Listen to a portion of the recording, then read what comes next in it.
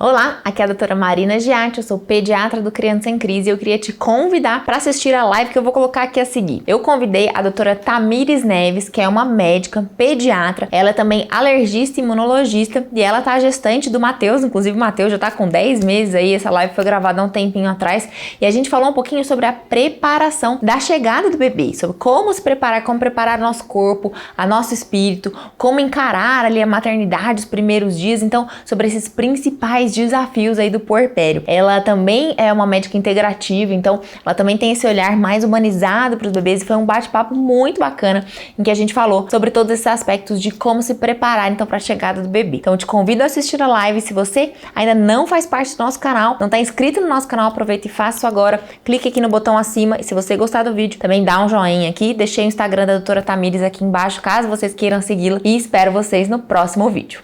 Oi, Tá! Tudo bom? Tudo já, e você? Tudo ótimo, boa noite, obrigada pelo convite. Imagina, obrigada a você por participar. Temos aqui a gestante mais linda desse Brasil, com esse barrigão. Até parece, obrigada. Bronzeada de Santos, que eu tô com uma invejinha na praia. É, isso é, aqui tá fazendo sol de rachar, muito sol. Mas agora sim, vai ficando mais difícil, né? Nesse finalzinho assim, a gente vai se arrastando um pouquinho mais. Mas às vezes eu consigo ainda dar uma caminhada. Ai, que gostoso.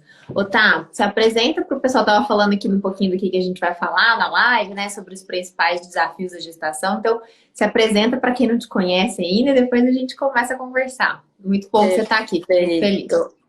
Então, sou a Tamires, eu sou pediatra, atuo mais nessa área de pediatria integrativa também, que nem a Má.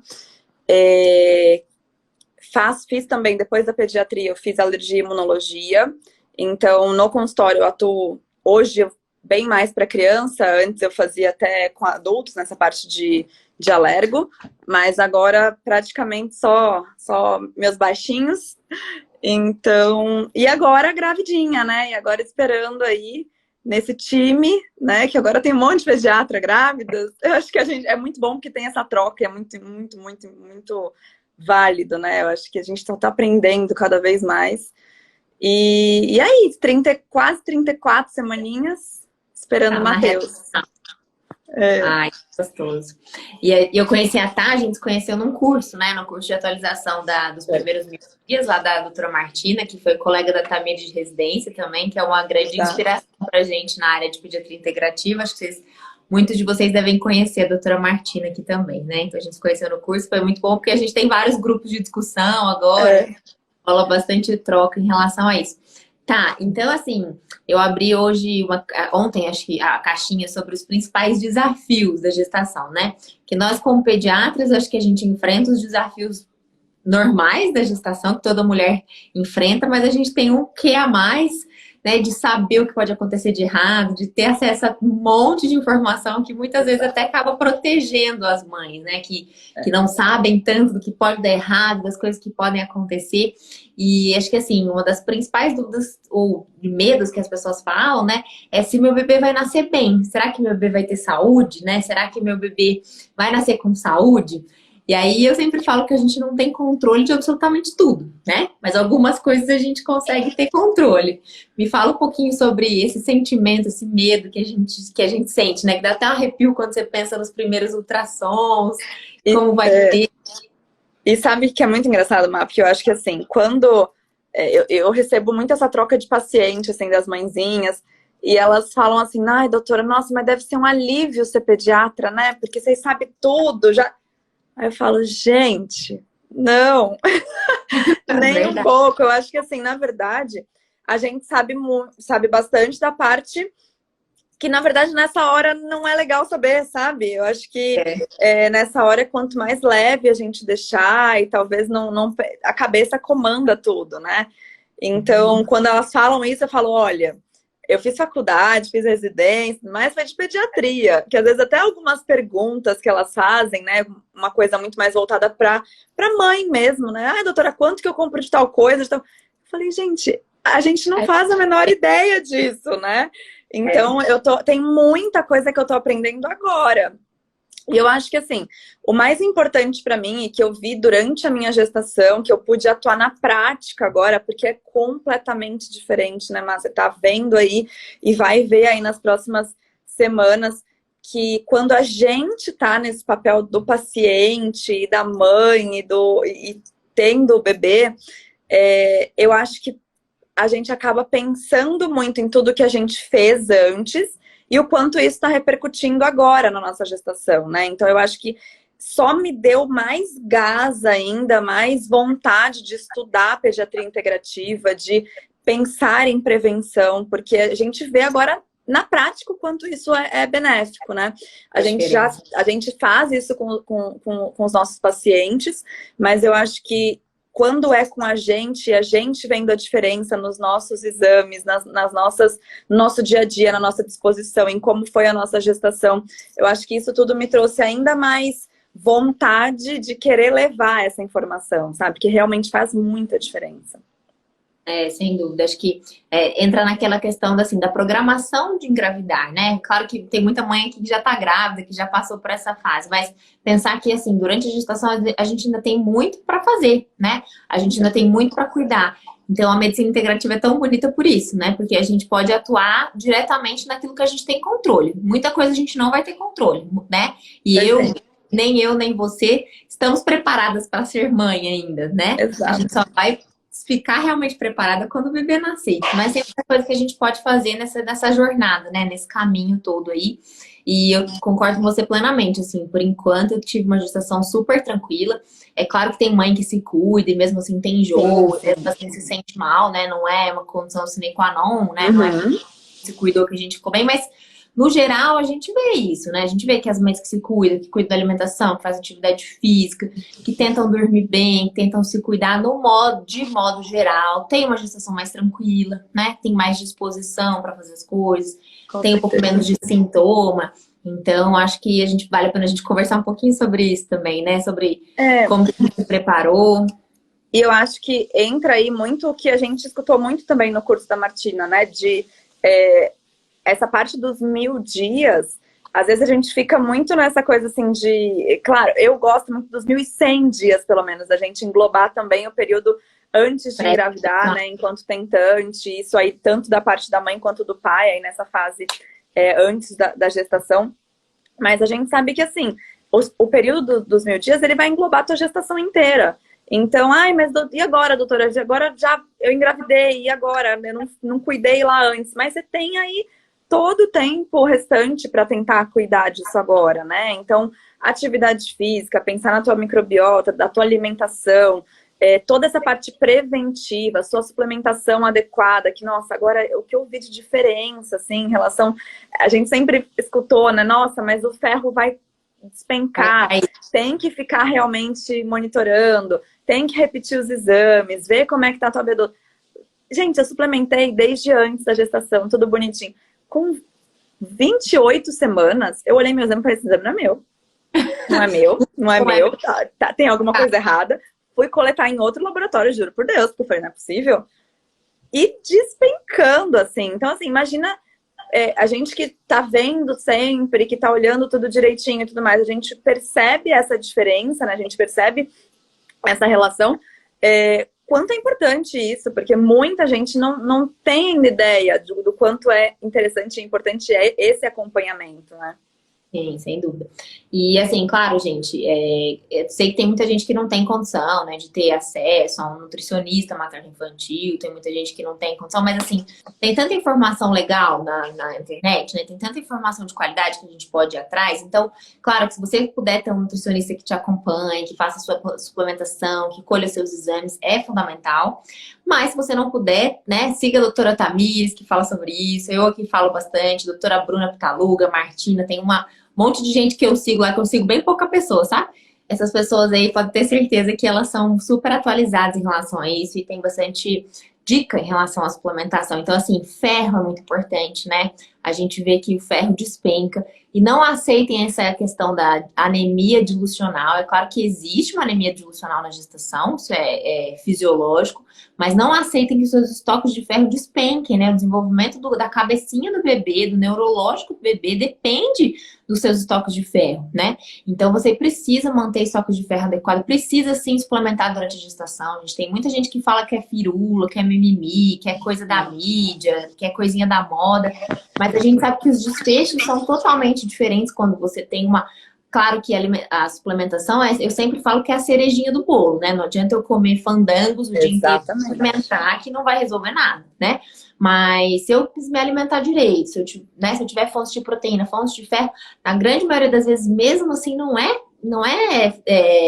basta, né? Não é suficiente. Então, a gente precisa ficar de olho no ferro, precisa ficar de olho na vitamina D, que também a nossa demanda de vitamina D aumenta muito durante a gestação, né? Por conta de toda a formação do feto.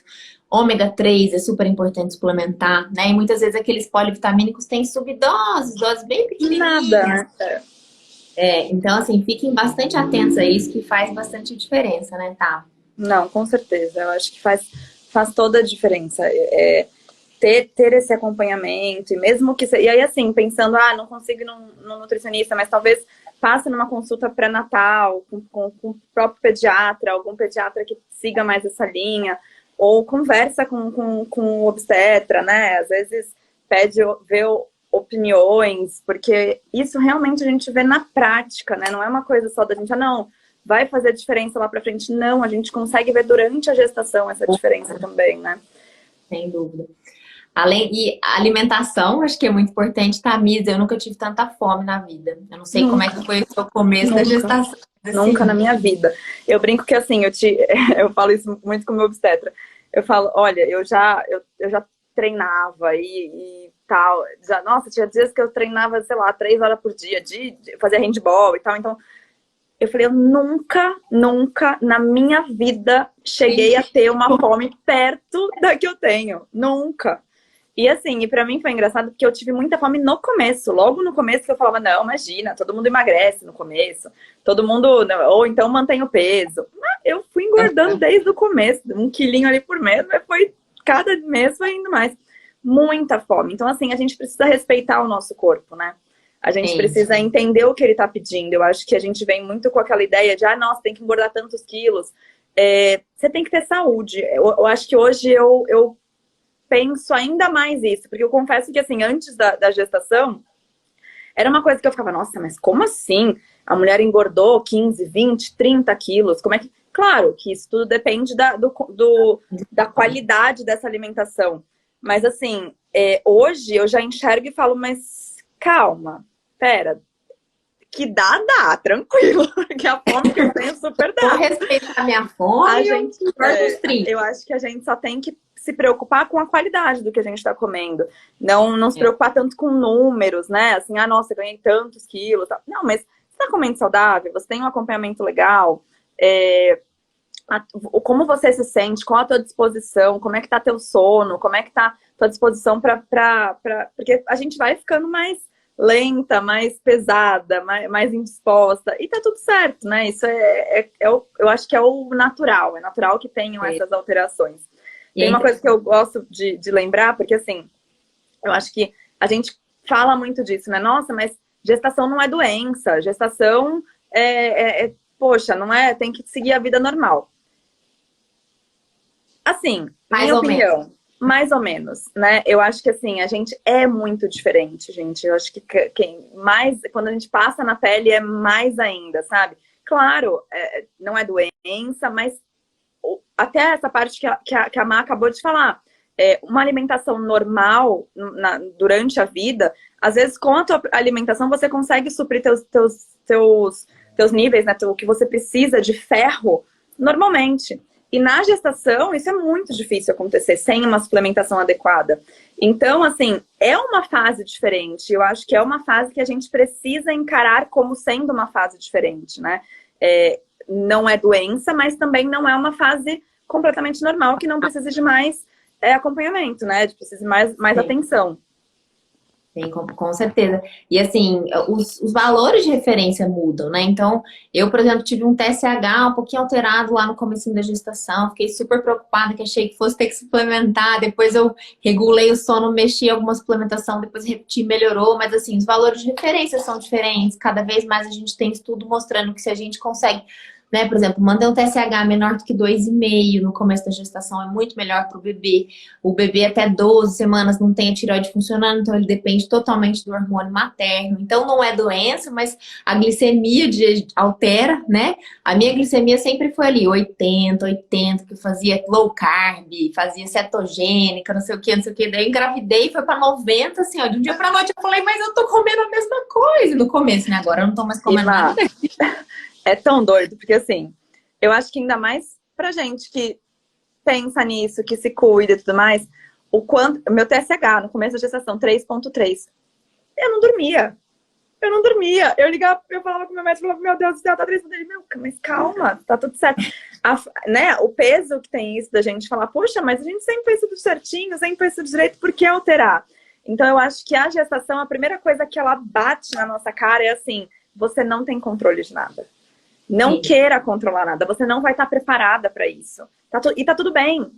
Tá tudo bem não estar preparada para ser mãe, para ser a melhor mãe do mundo. Isso é uma coisa que vai... Eu acho que é muito de instinto, é muito de conexão, é muito de tempo. A gente pode se preparar para tentar ter a melhor gestação possível, dentro das nossas condições, e levando mais saúde para a gente e para o nosso bebê.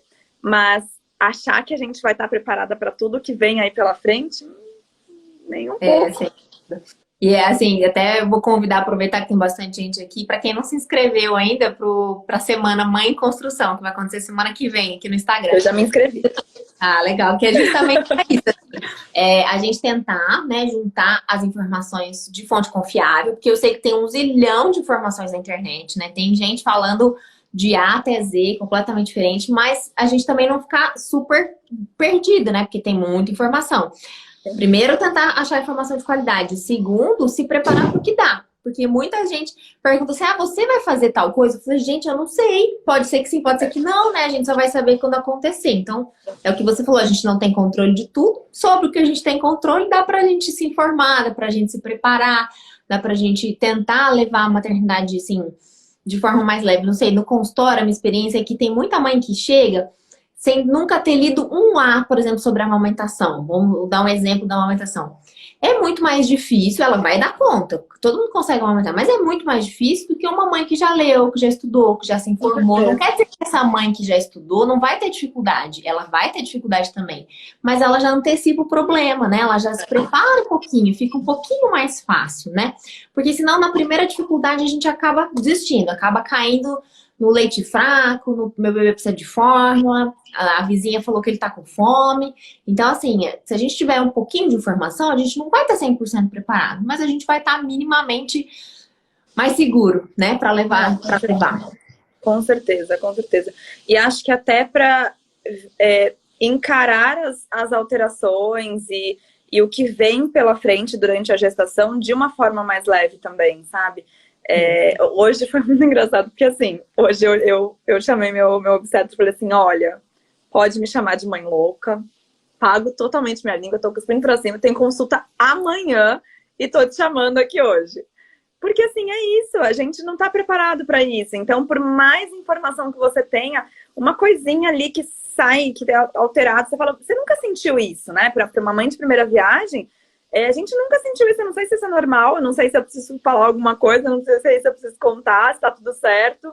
Então, eu acho que lidar também com isso, com essa forma leve, né? Lidar com essas intercorrências e essas coisas que a gente sente da melhor maneira possível e pensando em cuidar da nossa cabeça também, porque não é fácil. É verdade. E eu acho que, assim, se preparar psicologicamente para ser mãe é um super desafio, né, tá? Porque a gente quer tentar aplicar tudo que a gente aprende na prática, ao mesmo tempo a gente quer ouvir o pouco que as outras pessoas nos falam, a gente não quer ouvir palpite demais, mas dá uma enlouquecida, assim, né? Porque como é que eu vou voltar ao trabalho, né? Eu acho que eu até conversei com a Thay esses dias, né? Tipo, o que você vai fazer no consultório? O que eu vou fazer? Quando que eu volto? São muitas dúvidas, gente. Então, a gente certamente não tem a resposta para todas as perguntas, a gente não tem tudo planejado, né? E as coisas que vão acontecendo. Eu tenho muita ansiedade, assim, de querer deixar tudo preparado, tudo pronto. Mas a verdade é que eu também não sei, né? Será que o meu filho vai nascer no tempo certo? Será que vai respeitar tudo que eu tô planejando para ele, né? Então a gente também tem que deixar, né, um pouco na mão de Deus, né? Deixar as coisas acontecerem com um pouquinho mais de leveza para que a gestação não seja um fardo tão difícil de carregar.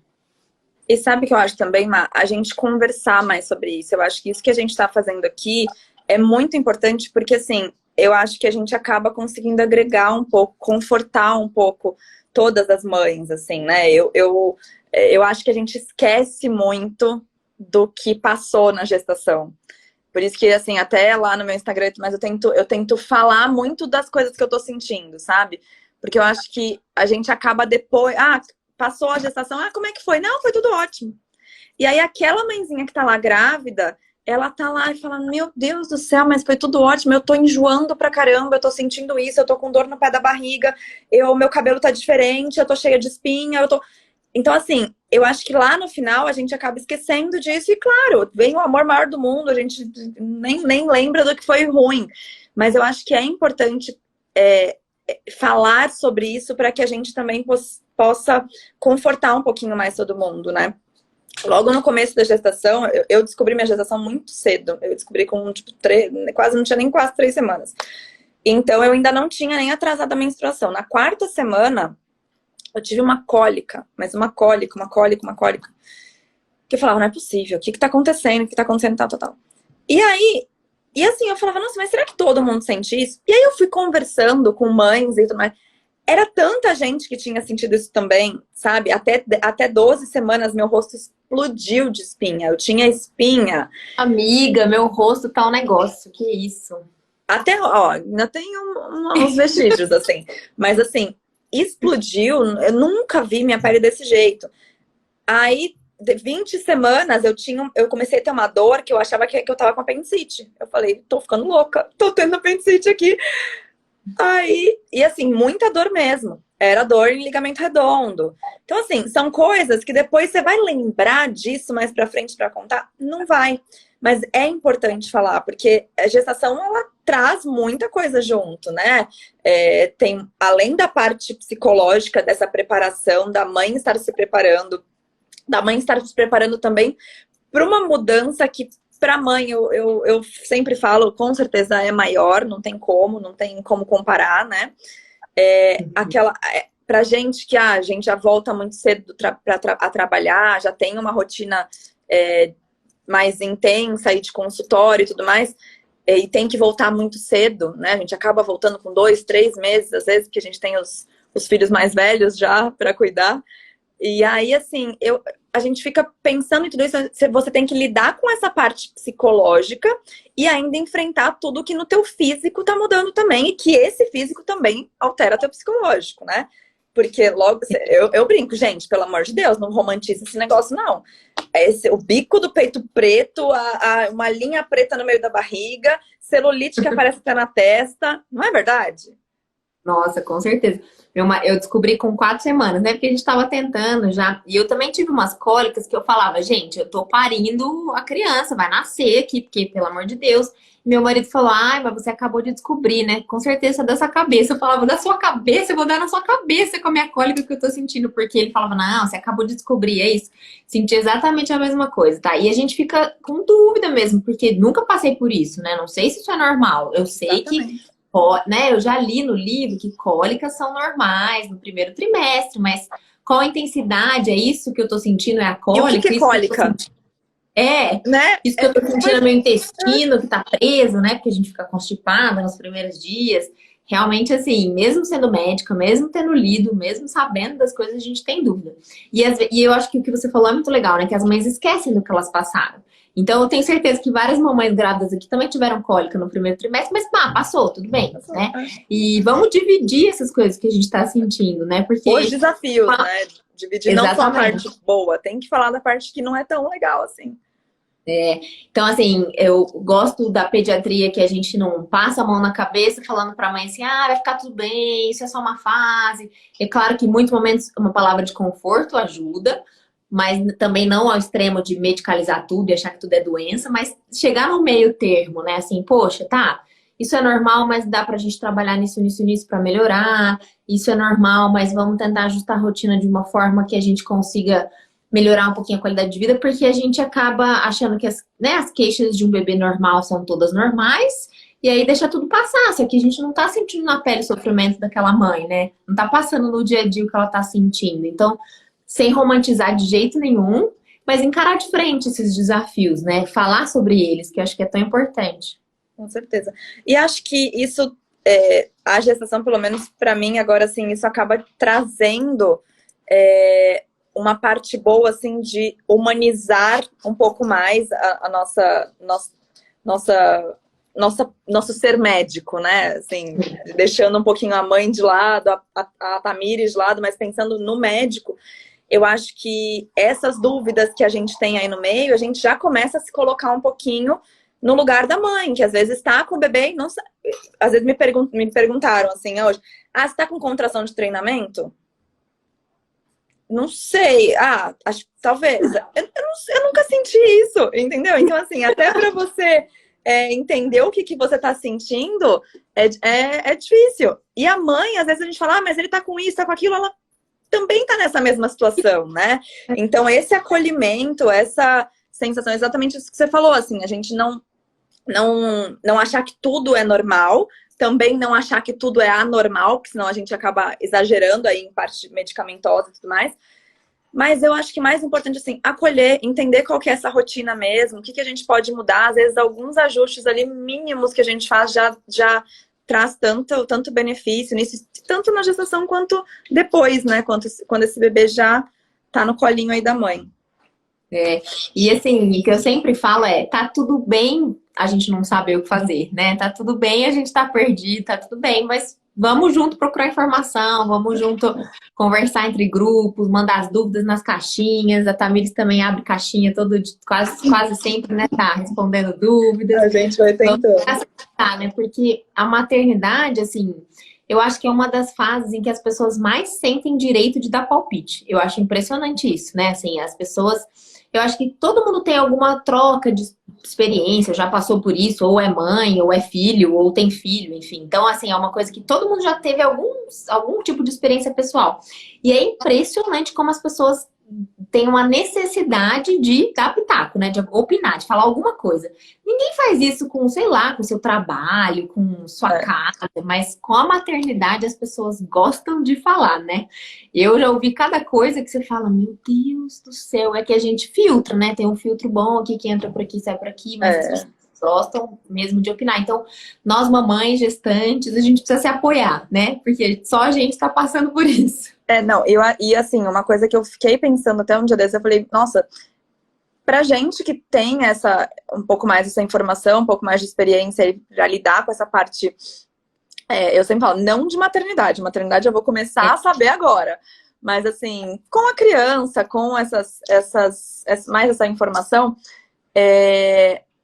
tanta gente já vem com palpite, porque isso deve limitar um pouco, porque a pessoa deve pensar, não vou falar isso pra ela, né? Imagina para quem não tem. Então, assim, eu falo, cara, deve ser muito mais ainda.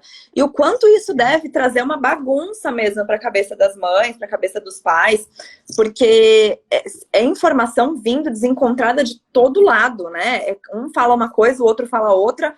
Um te manda fazer introdução alimentar com 4 meses, o outro com 6, o outro não te...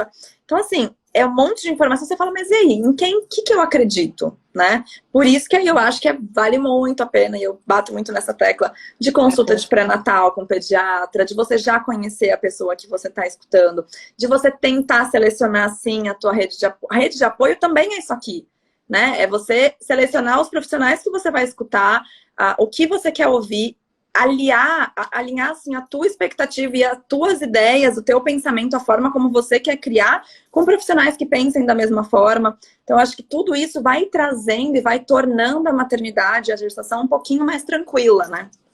Sim, Com certeza, não. O que você falou da consulta pediátrica pré-natal é super importante, né? Eu e a Tá, nós duas fazemos, até online, né, para quem precisa. Mas assim, é uma consulta que a mãe, às vezes, nunca. A gente vê muitas mães se preparando assim para enxoval, né? Até fiz um vídeo hoje sobre enxoval para depois quem quiser assistir, mas para tirar foto, para montar o quartinho. Mas às vezes a mãe chega lá com 34 semanas no consultório e nunca ninguém falou com ela sobre amamentação, nunca ninguém falou com ela sobre como dar o banho, sobre como cuidar do umbigo do bebê, sobre como desengasgar se ele engasgar, sobre o que esperar do sono normal. Então, né, às vezes as mães falam assim, ai, mas meu bebê só dorme no colo, ele tem 5 dias. Aí você fala, mas o que você esperava? Você esperava que ele fosse dormir sozinho no berço? Então, assim, é claro que isso é um problema, mas ele só é um problema quando você desconhece o que é normal, esperado para a idade, né? Exatamente. Então, a gente problematiza uma coisa que você já deveria saber que é esperado. Claro que tem bebês que vão dormir a noite inteira no berço, mas é raridade, né? Então, saber o que esperar, antecipa, assim, tira inclusive o peso da mãe de achar que tudo é um problema, né? Porque muitas das coisas que acontecem, assim, né, no consultório, né? Cólica, regurgitação, às vezes disquesia, né? Gente, é tão passageiro, né? Claro que chega com 3 meses a criança tá ótima. Ah, doutora, não tem mais nada, tá tudo bem. Mas assim, enquanto ela tá passando por aquilo, parece que é uma alergia, né? De vaca, parece que é um refluxo grave, parece que é um mundo de problemas, né? Então, saber o que esperar é muito importante. Na consulta pediátrica pré-natal, acho que é um bom momento para a gente esclarecer o que esperar, né? Para a mãe se preparar um pouquinho para o que esperar. E eu acho que a gente vê na prática isso, mas assim, em relação...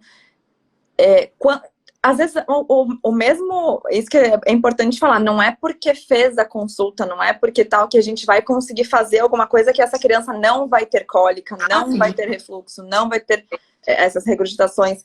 Não, isso não impede. Mas a tua preparação, a preparação dessa mãe já entender o que é isso, já conseguir tá bem informada, saber o que fazer quando isso acontecer, né? Até saber a quem recorrer, porque assim, se você não faz uma consulta de pré-natal, muitas vezes você vai conhecer o teu pediatra 10 dias depois que seu filho nasceu.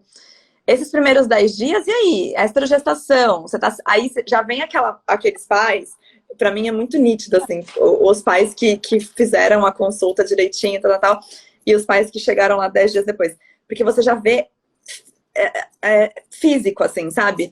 Aquela cara de desespero de, pelo amor de Deus, eu precisava de estar aqui com você agora. Que estão dormindo super mal, claro que isso independe, a gente sabe que é um período pesado mesmo, mas talvez você entendendo que é assim, que o mais comum é ser assim, né? A gente precisa se preparar e tem algumas coisinhas de medidas de gestação, de algumas coisas que a gente faz que podem auxiliar, que podem ajudar. Mas isso acaba não acontecendo para todo mundo, não vai funcionar para todo mundo, não é um ticket que vai te dar passagem para uma fase super tranquila no começo. Mas isso te dá uma preparação, te dá informação, você chega muito mais tranquilo. Eu tenho mães que falam, nossa, doutora, verdade, né? Não teve cólica até agora e tal, mas você avisou que poderia começar e tal. Então, quando começou, eu já imaginei, já comecei a fazer a massagenzinha, já comecei a fazer isso, aquilo. E eu tava muito mais preparada e realmente passou. Então, até a forma como você leva essas alterações, essas mudanças que podem ocorrer no caminho é de uma forma mais tranquila. E isso eu acho que, assim, você deve ter a mesma sensação. Faz toda a diferença, gente, assim, toda a diferença. Sempre falo que a gente vibra na mesma energia, né? A gente tem a mesma vibração.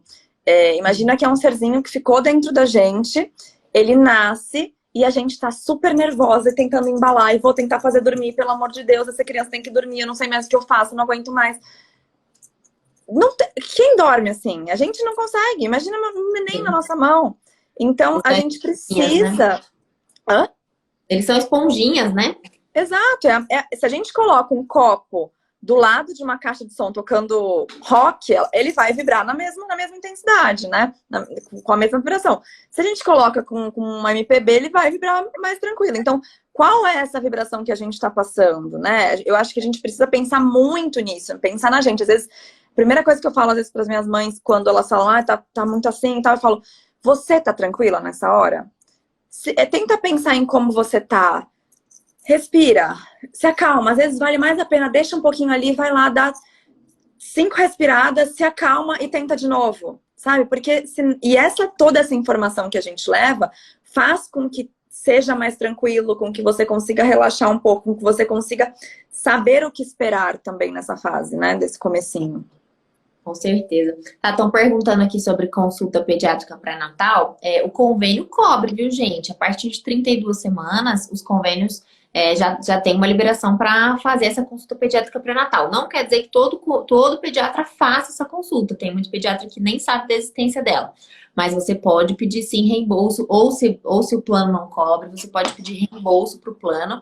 Isso eu faço no consultório direto, né? A gente faz notinha fiscal e pede reembolso para o plano. E o tempo ideal de ir, eu vou responder por mim, mas você fala por você, tá? Assim, varia muito. Por exemplo, se a mãe já tem um acompanhamento com nutricionista, se já está suplementada, comigo pode ser uma consulta no terceiro trimestre. Então, a partir de 30, 32 semanas, né? Aí a gente fala mais voltado para essa questão da pediatria. Mas eu também ajudo as mães na suplementação. Então, caso a mãe não tenha um acompanhamento nutricional ou com obstetra, pode passar o quanto antes, porque daí a gente vê essa questão da suplementação também. Aí não sei como é que a Tata trabalha, acho que é exatamente igual. Exatamente igual. Então, assim, eu faço muito mais consulta de pré-natal no terceiro trimestre, geralmente depois de 32ª, 34ª semana. E na grande maioria eles já estão suplementados, eles já fazem um acompanhamento com o nutricionista, com o obstetra que está suplementando direitinho. Mas atendo também mães que logo no início optam por já iniciar essa suplementação comigo, ou que não tem acesso ao nutricionista e tudo mais, não tem problema nenhum, a gente começa logo lá desde o início. Porque, na verdade, a nossa função é estar cuidando desse bebê desde sempre mesmo, né? E cuidar da mãe é estar cuidando do bebê também. Cuidando do bebê. Aí a importância dos 1000 dias, né? E essa consulta pediátrica pré-natal, eu preparo muito as mães também para o parto, né? Porque, assim, muitas vezes o obstetra, ele acaba falando mais da parte do parto em si, né? Então, da mulher, né? E muita gente esquece de falar da recepção do bebê, o que vai acontecer com esse bebê quando ele nascer, quais são os procedimentos invasivos que vai ter que ser feitos, os exames que vão ser colhidos, os testes de triagem neonatal, teste do pezinho, qual que eu escolho, qual que eu não escolho, faço CREDE, não faço. Então, tudo isso é discutido em consulta, né? Então, a maioria das condutas são individualizadas, é claro que algumas orientações, inclusive tem aqui no Instagram, né? Vai ter na semana que vem também, tem no curso, mas a gente acaba dando orientações gerais, mas muita coisa tem que ser individualizada, né? Tem que considerar o histórico dessa mãe, como foi esse pré-natal e tal, mas a questão do nascimento do bebê é muitas vezes negligenciada, né? Porque nem todo mundo contrata um pediatra para receber a criança, então acaba indo com o neonatologista de plantão, e também tá tudo bem, né? A grande maioria nasce bem e não precisa de reanimação, não precisa de nada, mas muitas vezes o pediatra não tá alinhado com as suas expectativas, né? Com o que você quer que faça pro seu bebê. Você quer que deixe ele no colo, quer que amamente na primeira hora, isso faz total diferença depois, né? No desfecho. Então, é importante a gente falar sobre isso também na consulta pediátrica pré-natal. Preparar os pais para o parto, né? Para a recepção do recém-nascido. Isso é fundamental, mas assim, eu acho que todo mundo deveria ter a possibilidade e a condição de fazer isso, porque assim, a gente não tá falando só, às vezes as pessoas pensando, falam, mas isso aí é um a mais, né, parece perfumaria, assim, e na verdade a gente tá falando de diminuição de fator de risco para um monte de coisa, né, quando eu falo pra minha mãe, pra mãezinha lá que na maternidade, se alguém quiser dar uma fórmula normal pro bebê dela, ele tem 7 vezes mais risco de desenvolver uma alergia à proteína do leite de vaca, se ninguém falar isso pra ela antes, ele vai tomar essa fórmula, e eu tô trazendo um risco muito maior. Então, tem coisas que realmente mudam o percurso, né? Então, isso faz muito sentido a gente conversar. Então, quando a gente fala do CREDE, quando a gente fala desse aleitamento materno logo no início, desse vínculo criado desde o início, de um clampeamento tardio, enfim, de tudo, porque a gente vai montar um plano de parto mesmo. E aí eu brinco assim, o plano de parto ele não serve só até para essa parte mais física, né? De você conseguir tocar as coisas, mas assim, se pegam o meu bebê e levam para distante de mim, me dão uma injeção que eu não faço a menor ideia do que seja, e ninguém me avisou o que, que era aquilo antes, eu vou sair gritando. Me devolve aqui, o que, que é isso? Por mais que seja uma coisa que depois eu vou entender, mas era vitamina K, era isso, era aquilo. Tudo bem, era para fazer, mas por que, que eu não sei disso antes? Por que, que ninguém me informou? Né? Então, tudo isso traz muito mais tranquilidade, traz muito mais consciência do que vai acontecer. E lembrar que esse período de puerpério, principalmente, né, que a gente ainda não chegou lá, mas a nossa hora tá ali guardada, é um momento de muita vulnerabilidade, né? Então, assim, na maternidade, se a enfermeira virar para você e falar assim, seu bebê tá com fome, vamos dar uma fórmula, e você nunca ouviu falar sobre isso, vai falar, tá bom, meu bebê tá com fome, ela é enfermeira, ela sabe o que ela tá falando, ou pediatra, ou enfim. Então, assim, é um momento de vulnerabilidade. Se a gente não tá estudadinha na ponta da língua, a gente vai ceder. E, infelizmente, a gente tem altíssima prevalência de introdução de fórmula precoce na maternidade. Oi, tem uma música aqui. O pessoal fica colhendo o destro da criança, assim, a menor necessidade. Então, ficar fazendo pontinha de dedo para ver quanto tá o açúcar da criança. Aí o açúcar vem 48. Tem que dar fórmula. Então, primeiro, não tinha nem indicação de colher, de furar. Segundo, que 48 nem a hipoglicemia para recém-nascido. Terceiro, que vai dar uma fórmula sem a menor necessidade. Aí, pensa só, dá a fórmula. O bebê não mama essa hora, produz menos leite, demora a pojadura. A mãe fica com o peito doendo, machuca da próxima vez que vai mamar. E aí o desmame é um passo adiante.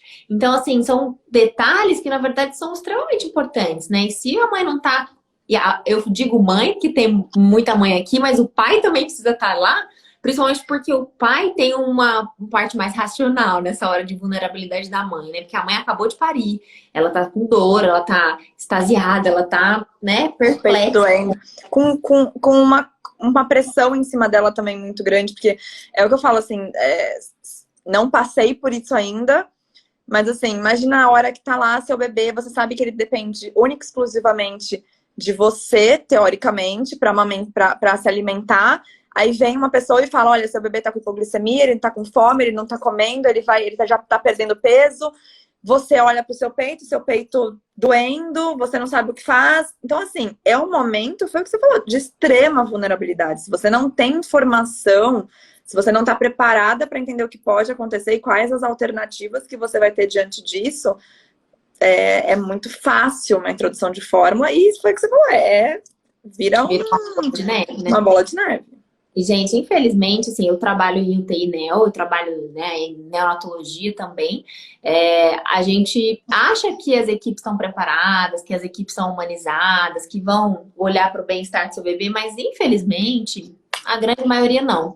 E isso não tem nada a ver com o SUS particular, não tem, viu? Porque eu trabalho no SUS, trabalho em particular, e a conduta muitas vezes é a mesma, sabe? O bebê chorou um pouquinho a mais, perdeu um pouquinho mais de peso, enfim, a mãe tá cansada, essa mãe tá muito cansada, vamos dar fórmula. E a mãe nem pediu, nem quer, enfim. Então, assim, não achem que essas coisas de SUS, inclusive tem muitas maternidades do SUS que são muito mais humanizadas do que hospitais particulares, né? Então, não tem a ver com a qualidade do hospital, mas tem a ver com a cultura que a gente tem de não aumentar. A cultura que a gente compra mamadeira no enxoval, a cultura que a criança... O meu filho já ganhou uma chupeta. Né? Assim, não tô dizendo que eu nunca vou dar chupeta, nem sei, não vou falar que nunca vou fazer nada, mas assim... Mas a gente não comprou. É tão cultural que o primeiro presente que eu ganhei foi uma chupeta. Pra mim, isso não tem cabimento. Eu olhei aquilo e falei, meu Deus, eu agradeço. Algo na cabeça da pessoa. Mas assim, eu sei que não foi por mal, eu sei que foi pra me agradar, mas é cultural, tá enraizado, né? Tem lá, né? Se você for olhar a lista de enxoval na internet, tem lá 3 mamadeiras, esterilizador de mamadeira, escova de mamadeira, chupeta não sei do que, prendedor de chupeta não sei do que. Ninho, andador. Você não... Isso vai pra vida inteira, vai levando, né? E o quanto gasta-se dinheiro com todas essas coisas que, na verdade, não deveriam nem existir, né? Não deveriam nem estar ali, elas não são necessárias, elas não têm... Não vão, muito pelo contrário, além de não serem necessárias, elas podem agravar, elas podem aumentar risco de asfixia, enfim. Então, muito... Isso a gente fala, eu pelo menos na consulta pré-natal, com você também, a gente já conversa sobre tudo isso, né? Então, a gente fala qual a posição do neném para dormir, como é que tem que estar esse berço. Só respondendo essa perguntinha aqui, que é importante falar, que eu falei disso da fórmula e não falei o que tem que fazer, né? Nesses casos, assim, se você tem que utilizar uma fórmula muito cedo, muito precoce, o ideal é que seja uma fórmula extensamente hidrolisada. Aqui em Santos, por exemplo, eu conversei com a maternidade e tudo mais, e os pais, eles podem ou levar a fórmula, ou, se precisar, eles podem sair, comprar e utilizar essa fórmula. Então, é uma informação que é importante a gente saber, né? Porque se tiver, mesmo depois da maternidade, saindo da maternidade, se tiver que ser feito algum uso de fórmula, o ideal é que seja feita de extensamente hidrolisada, se realmente for necessária, porque é muito mais indicado do que a gente realmente sabe que tem necessidade. Então, eu acho que o principal é isso. A Má, quando ela falou isso, ela quer dizer que, assim, se vai precisar da fórmula, é um outro porém. A questão é que a indicação está errada. Geralmente está errada. Geralmente está sendo indicado para um bebê que não precisaria disso tão cedo. Vamos pensar que, assim, a natureza é sábia. Se a mãe precisasse de mais colostro, né, a gente teria mais colostro. Então, o colostro é suficiente para suprir as necessidades do bebê naquele momento. Talvez ele vá mamar a cada 10 minutos, 15 minutos nos primeiros dias, até você ter a pojadura. Eu não tô falando que nunca a gente deve dar fórmula. Então, tem alguns casos que bebê prematuro extremo, mãe com diabetes, principalmente diabetes tipo 1, que usa insulina. Então, a chance da criança realmente fazer uma hipoglicemia de fato, que é menor do que 40 e geralmente com sintoma, né? Porque se a criança tem uma hipoglicemia leve, o que a gente deve fazer? Botar no peito, né? Botar no peito. Essa é a primeira conduta, se a criança não tem sintoma, né? A fórmula, então, Enio, né? Ela é indicada em momentos muito pontuais e na grandíssima maioria das vezes ela não é indicada, né? Então, se ela for indicada, é o que a doutora Tamiris falou. A gente pode ter alternativas para evitar, para diminuir a chance da introdução da proteína do leite intacta, que é o que aumenta em 7 vezes a chance do bebê ter a PLV. E é muito raro precisar, né? Certamente, assim, a indicação de fórmula 99% das vezes que indicam na maternidade não precisaria. E é isso que a gente tá falando. É na maternidade que a gente tá falando desses números, né, gente? É a indicação da maternidade. Então, eu brinco que, assim, alguém já viu algum outro mamífero que nasce e fala, pronto, não consigo amamentar, vamos lá, vamos pegar um frasquinho de alguma coisa e dar. Então, assim, não, é fisiológico, né? Claro que aí, complementando o que a Má falou, tem a parte de diabetes, tem mulheres que fizeram cirurgias, passaram por cirurgias que realmente a gente vê que tem muita dificuldade, que tem que realmente o leite não vai sustentar a criança, enfim. Mas você concorda que isso na maternidade ainda é muito difícil de ver, né? Sim. Então, assim, é muito, muito mais indicado do que a gente realmente tem necessidade de fazer uso de fórmula. Perguntaram aqui de cardiopata. Cardiopata depende um pouco da cardiopatia, né? Tem algumas cardiopatias que a criança já nasce com uma taquipneia importante, então um desconforto para respirar é importante. Algumas vezes precisa passar uma sondinha, alimentar por sonda. Então, realmente, vejam que são condições super especiais, né? São condições de raridade. Pode ser que, dependendo da cardiopatia, precise sim de fórmula ou leite ordenhado. Então, pode ser que a criança não consiga amamentar porque gasta muita caloria, porque a criança fica cansada durante a amamentação, mas a mãe pode, por exemplo, ordenhar o leite e passar o leite pela sonda, né? Então, tem várias alternativas, a gente tem que avaliar cada caso individualmente. Então, é bom a gente estar sempre muito bem informado sobre isso, né? Porque faz toda a diferença. Na maternidade, depois a gente toma um monte de informação e depois a gente se arrepende. Então, não é infrequente no consultório, né, tá? Quando as mães, assim, quando a gente faz diagnóstico de APLV, por exemplo, a mãe fala, poxa, se eu soubesse disso antes, né? E eu não tô dizendo que se você não der fórmula, seu filho não vai ter APLV de jeito nenhum, não é isso, né? Mas a gente sabe que aumenta a chance. É um risco, né? É um risco na hora que a gente coloca. É tudo risco, né? A gente sempre avalia risco e benefício. Então, nunca tem resposta certa para nada. Mas eu entendo, assim, a Adriana falou que deixa chateada as mães que não conseguiram, né? Então, assim, ela teve gêmeos prematuros, não tem nela. Então, o seu caso também é especial. Não se sinta culpada por isso. A gente tá falando de orientações gerais, né? Não, então, e assim, gente, a fórmula, desculpa te interromper aí, Má. Claro. A fórmula, ela eu sempre falo isso, a fórmula, foi uma das melhores coisas que foram feitas. Porque na ausência do leite materno, ela é a principal indicação, né? Então, assim, a fórmula, ela deve ser utilizada, a gente não tá falando que não deve ser, né? Quando a amamentação não deu certo. E não deu certo é por N motivos, independente do que motivo seja, tá? Seja porque são bebês prematuros, são gêmeos, são bebês cardiopatas, enfim, tem 1 milhão de motivos, até porque não... Eu já tive mãe que eu cheguei na consulta e falei assim, chega, não tá sendo bom pra ninguém. Você você não tá feliz, a família inteira não tá feliz, a criança não tá feliz. Então, assim, como pediatra, a gente também tem que ter o feeling de saber até onde a gente pode ir, até onde tá sendo saudável para todo mundo isso também, entendeu? Então, assim, não tem isso de culpa, não tem isso. O que a gente tá falando aqui é de diminuição de risco. Então, se for ter que utilizar uma fórmula logo no início, existem opções para que a gente não aumente o risco de alergia à proteína leite de vaca. Então, ninguém tá falando que assim, não, você é obrigada a amamentar desde o início. Se for necessário fórmula, também existe uma indicação. Precisa de uma fórmula que não vai te aumentar esse risco do jeito que as outras fórmulas vão. Vocês entenderam? Então, assim, não é uma questão de, nossa, vocês são obrigadas, você tem que dar um jeito, você tem que fazer de tudo para amamentar, porque senão seu filho vai ter alguma doença mais tarde. Não é nada disso. A gente só tá falando que, tendo essas informações, a gente vai se sentir muito mais segura e talvez as nossas escolhas vão ser muito melhores também.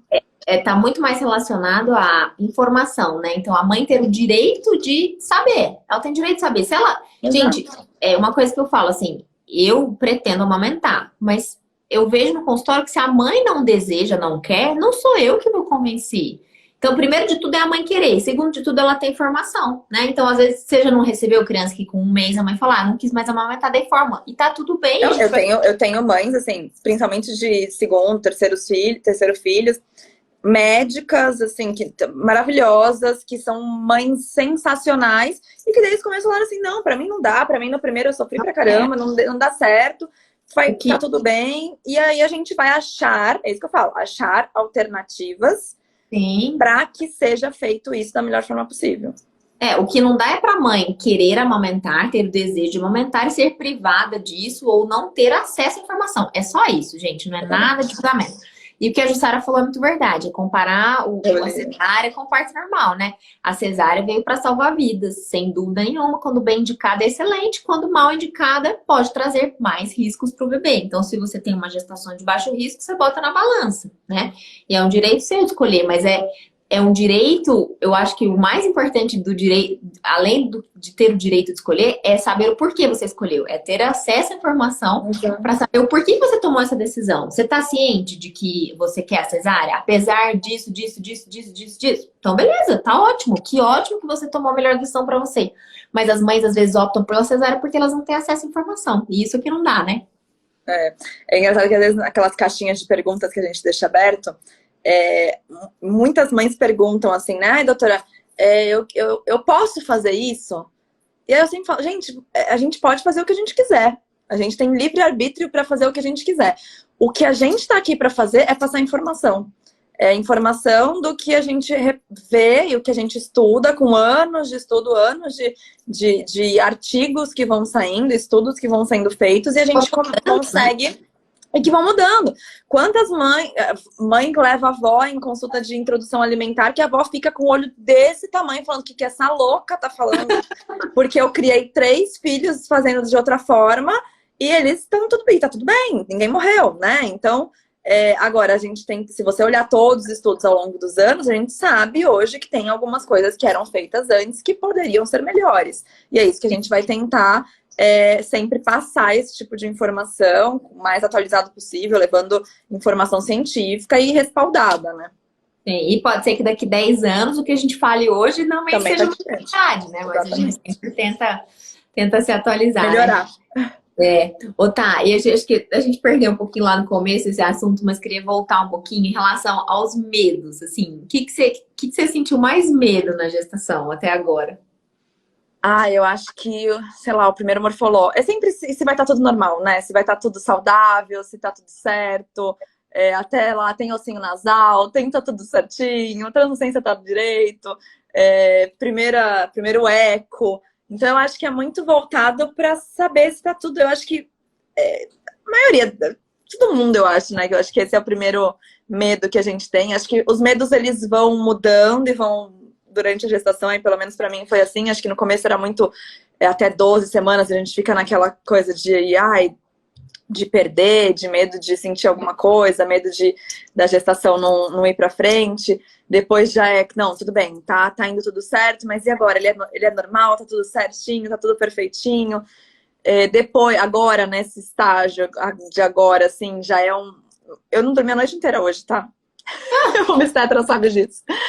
Porque você começa a sentir alguma coisa, você fala, meu, isso aqui tá normal, tá tudo certo, é assim mesmo. Começa já a ser o medo aí de uma prematuridade. Então, os medos, eles vão mudando. E é engraçado no nosso consultório que a gente acaba escutando isso, né, dos pais, que vai mudando de fase. Eu brinco que a gente vai mudando o chefão só, mas a gente sempre vai ter que matar um. Então, sempre tem uma mudança, assim, de fase. Cada fase vai ter uma coisa mais difícil, um medo diferente, mas os medos vão vir pela frente. Nossa, é impressionante, né? E assim, eu me considero, né, informada, né, o máximo que eu consigo, mas o medo nunca vai acabar, né? O que a gente não pode é deixar o medo tomar a nossa gestação e a gente paralisar, né? Não saber o que fazer. A gente tem medo, a gente tem que ir atrás da informação necessária, tem que tentar se acalmar, porque é o que a Tá falou, a vibração do que a gente sente, do que a gente passa pro bebê é muito importante, né? Meu marido é psiquiatra e ele é muito, assim, vibes positivos. Então ele sempre fala, eu tinha, né, acho que eu fiz até terapia pra tentar superar esse medo do meu filho ter algum problema de saúde. E aí o que eu descobri na terapia, e assim, parece óbvio, né? Mas foi muito tempo de trabalho aqui, eu consigo controlar até aqui.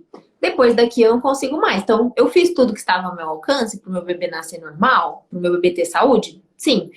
Se deu certo, ótimo, maravilhoso. Se não deu certo, eu fiz tudo que eu podia, né? Eu não vou me sentir culpada. E aí ele sempre fala, além de tudo isso que você está fazendo, você precisa ser positivo, né? Falar de coisas positivas, pensar positivo, vibrar positivo, né? Então, no consultório, eu percebo um pouco isso, né? Os pais que são mais tranquilos, os pais que estão mais calmos. É claro que eles também passam perrengue, é claro que eles também não dormem à noite. Mas assim, às vezes, por exemplo, eu pergunto, como é que tá o sono, né? A mãe fala, não, tá tudo bem. Daí eu falo, mas tá tudo bem como? Não, ele acorda 4 vezes à noite, mas ele mama e volta a dormir, tá tudo bem. E tem mãe que fala, não, meu sono tá horrível, porque ele acorda 4 vezes à noite. A situação é exatamente igual a mesma. Então a situação é exatamente a mesma, mas a forma de encarar, eu também não a forma como você encara. Normal, mas assim, a forma de encarar muda completamente o humor da pessoa, muda a forma com que ela encara aquilo, muda a forma com que a criança sente, né? Porque, poxa, se eu tô do lado da minha mãe tá reclamando, tá achando que tá tudo péssimo, o que eu tô fazendo de errado, né? Então, exatamente. É muito engraçado isso, né? Tem muita gente que faz essa queixa pro consultório e outra acha que é um absurdo, né? Não, e é o que você falou, assim, independente dessa nossa preparação, né? Eu acho que a gente faz tudo e tenta passar e levar isso para as nossas mãezinhas, porque a gente quer parar e pensar, não, eu fiz tudo que eu posso, mas isso não impede que aconteça alguma coisa de errado, né? De errado, assim, que tenha alguma... olha como a gente né? De errado. Na verdade, não, é que saia do nosso controle. Que saia do controle, Exatamente, mas então a gente vai tentar fazer de tudo para ser a melhor alternativa do que a gente sabe em relação ao que temos de estudo disponível, né? Então a gente sabe a diferença que faz algumas coisas. Agora, se isso vai dar certo, a gente só não consegue controlar até ali. Depois... Não tem. Aí é controlar a nossa cabeça pra estar tudo bem, né? Foi o que você falou, exatamente. Super importante, né? Pensar, controlar a cabeça, acalmar, meditar. Sono, né? Sono, A gente acaba falando tanto pra todo mundo e às vezes eu me vejo, tipo, 11 horas da noite e falo, putz, olha aí, nem fui dormir. Bom, eu sou um fracasso, né? Que eu ainda dou vários plantões noturnos. Essa noite mesmo estava de plantão, então o sono nunca é o mesmo. É uma das coisas que eu realmente preciso melhorar. Mas não dá pra ser 100% perfeito, né? A gente vai fazendo o que dá. Pessoal, acho que falta um minutinho, assim, para dar 1 hora. Se vocês quiserem tirar dúvidas, mandar perguntas aqui. O pessoal ficou firme aí até o final. E tá, muito obrigada. Nossa, foi muito gostoso a conversa. Eu ainda quero marcar uma live com você sobre alergia, que é um tema, nossa, que deixa a gente bastante com dúvida, né? Mas então, falar um pouquinho sobre maternidade, sobre esses desafios aí. Reiterar o convite para todo mundo seguir a doutora Tamires, porque ela sempre abre caixinhas também, tem vários posts sobre alergia, sobre maternidade geral, e agora o Matheus está chegando, acho que vai ter muita coisa legal também, né? Muita coisa para falar. Maravilha, Má, obrigada mesmo, papo super leve, nossa, maravilhoso, obrigada mesmo, só tenho para agradecer. Obrigada por ter aceitado o convite e bom descanso aí pro Matheus precisar dormir também. A nós. Então, tá bom, gente. Beijo. Pela participação. Beijão, tá? Obrigada. Beijo, boa noite, meu amor.